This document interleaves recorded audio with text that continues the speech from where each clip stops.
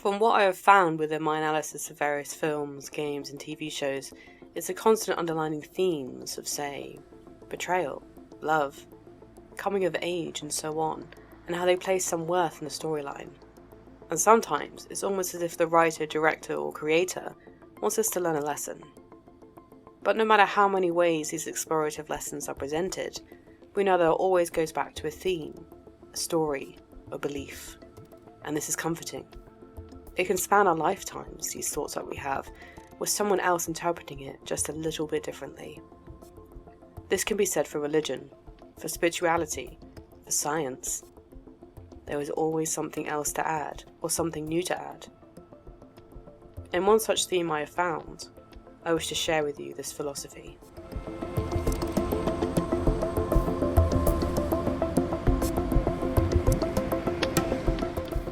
This is Two Takes, and this is Second Watch, a short interpretation of Midsommar and Black Mirror 15 Million Merits. Spoilers might be ahead.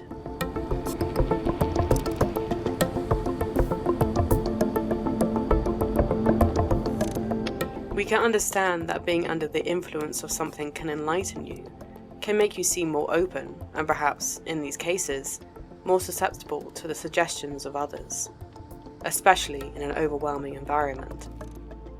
In both Midsommar and 15 Million Merits, there is a small connection when it boils down to some important scenes.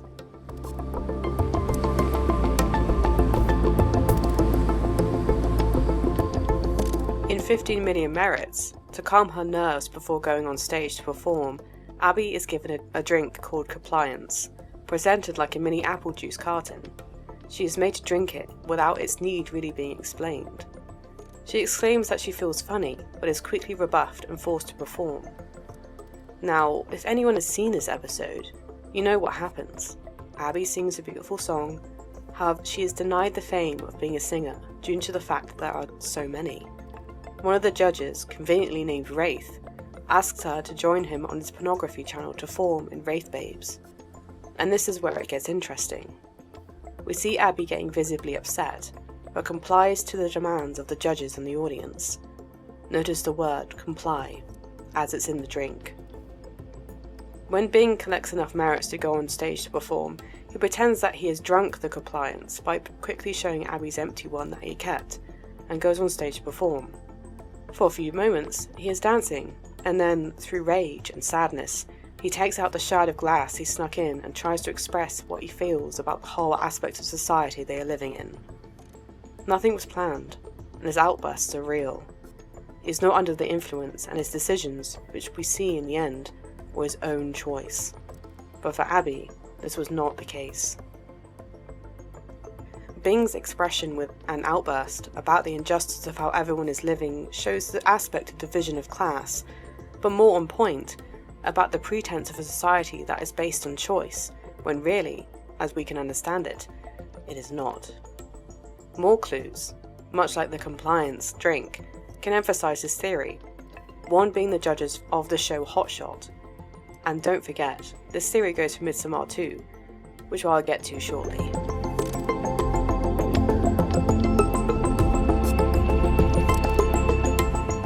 In 15 Million Merits, the three judges are called Wraith, Hope, and Charity, and I think this was intentional.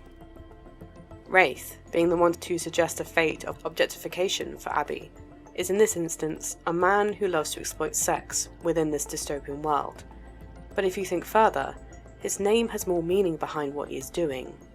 A wraith, most likely featured in many adventure and fantasy novels, movies, and games, has been around since the dawn of folklore.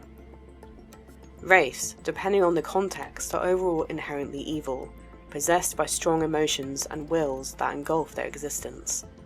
They wandered the earth to essentially seek and steal the souls of others, draining their life force until the victim is cursed, just like them.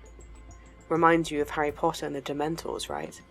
Same principle, however, in this instance, chocolate cannot save you.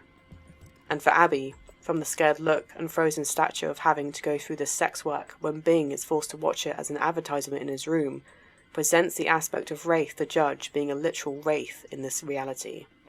He has claimed human souls and is sucking the life out of them. We all know that pornography stars, when finished in that field of work, rarely get any happy endings, with its psychological damage tarnishing a person's life for years, or even forever. You might think hope and charity, the other two judges, have something more positive to say, right? Nope, this is Black Mirror we're talking about, and unfortunately, it's all downhill from here.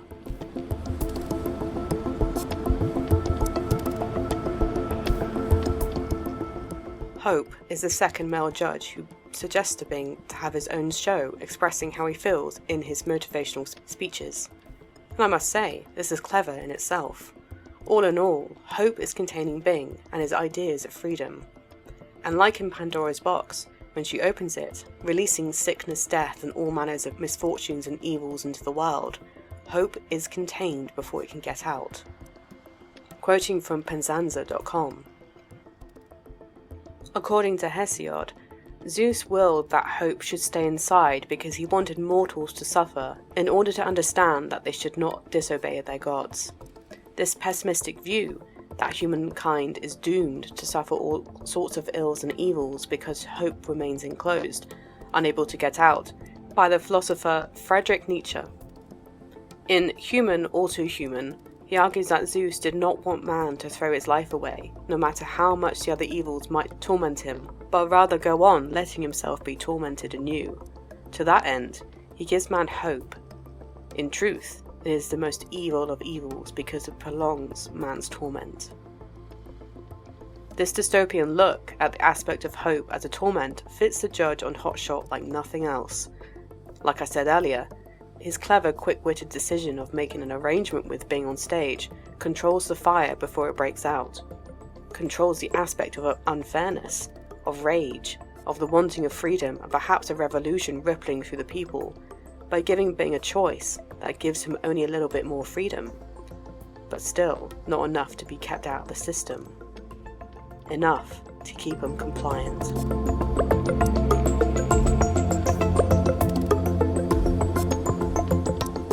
The third judge, the only female, named Charity, could be seen to be the one that presents a more openward honesty and grace towards any contestant, but again, thinking about this in a Black Mirror dystopia, we can understand that her name does not make her charitable. Looking at charity within mythology, as it's a running theme with all the judges, I came across the Greek charities, or graces. These are depicted as one of three, or more, depending on what source of text one reads, goddesses of charm, beauty, nature, human creativity, goodwill, and fertility. Usually it would be depicted of three women dancing, however, within a Homer's work, the charities could be associated with the 9 muses who inspired arts and sciences. This in itself, whether following this version or the one of depicting only 3, has the main aspect of the charities to become the main object to project or share their grace, beauty and delight in things, even to the point of their presence elevating the gods. But there is a darker side to this type of power, as Drigo Blanco from reconstructingphilanthropy.com writes. The 3 charities have a fundamentally ambivalent status in the Greek pantheon. Associated with both the sirens and the muses, they are often seen in opposition to the Enryates, also known as Furies, the female deities of vengeance from the underworld. At times working for the benefit and bliss of gods and men, at other times used for the purposes of deceit, manipulation and oblivion. In this regard, they are like all Greek gods, defying any overly or overtly simplistic conceptualization.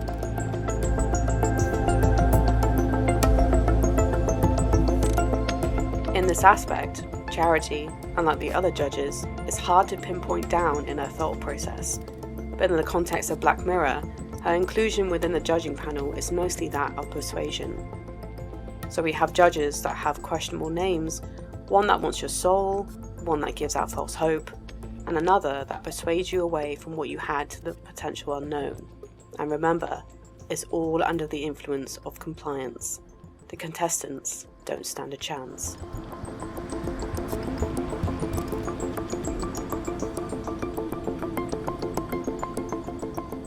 Now, connected to Midsommar, Danny drinks a substance that makes her more susceptible to performing a dance, winning the title of May Queen by simply being able to stand upright and not throw up. but the mention of Midsommar is relevant to this theory because her first decision as May Queen, when faced with the choice of who to pick as a knight's sacrifice. The Hogger choose one of their own based on a raffle, implying that everyone is the same, and Christian as a pre-selected new blood. Not many options, but considering the fact that both Christian and Danny have been under the influence of psychedelic drugs that were given to them perhaps only a few hours before, concludes this devastating decision to be under the influence as well. While all of this taking place, we must remember that Danny was in the middle of a pagan ceremony that has lasted eons, without anyone questioning it, and suddenly, this broken woman has a choice of 2 lives in her hands, whilst on drugs, feeling like a god. Remember, within this scene she feels connected to the natural order of things, such as nature. Look back at the scene when she sits down as the main queen, the leaves flow with her, her crown of flowers pulsate like they are breathing with her. At this point, she might feel like what they keep saying to her, that she is the chosen one, might have seeped into her mind so much that this is her new reality.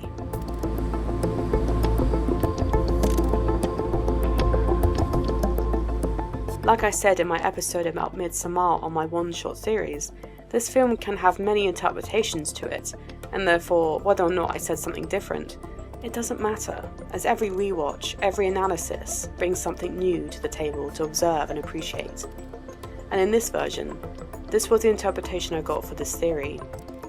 And may I just say, that this is what makes a great film, one that makes the viewer watch more than once, and to get different takes on it in each rewatch, much like I'm doing here. But anyway, back to the theory.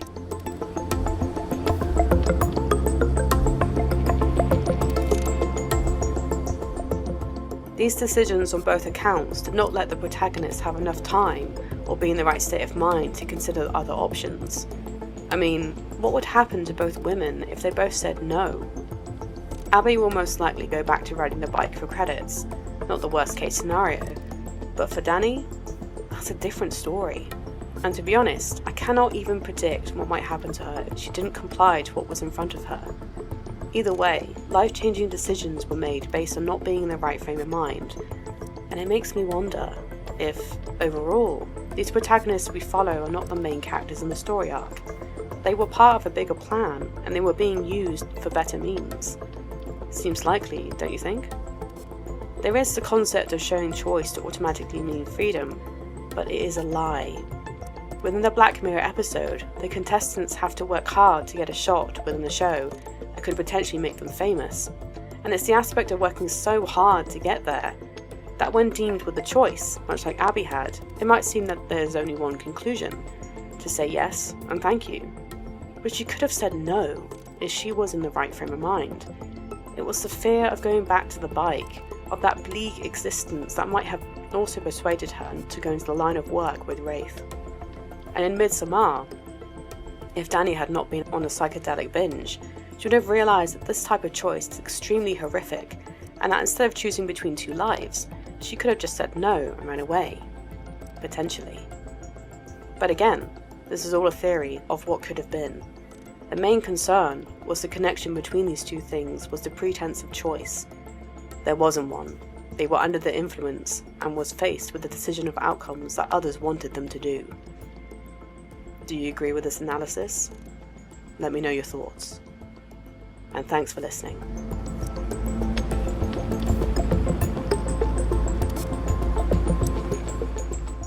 Did you know that I've got a Patreon now? There, you can be part of an exclusive group that has access to behind-the-scenes content, archived episodes of my late show, and 3 bonus shows, all following a unique format. Plus more. So what do you got to lose? Sign up to patreon.com/2takespodcast for more information. Like and follow on Instagram, Twitter for the latest news, and if you enjoyed what was said, then follow the show on Anchor, YouTube, Spotify and more. And for all podcasters to you, I thank you. I hope you stick around for more.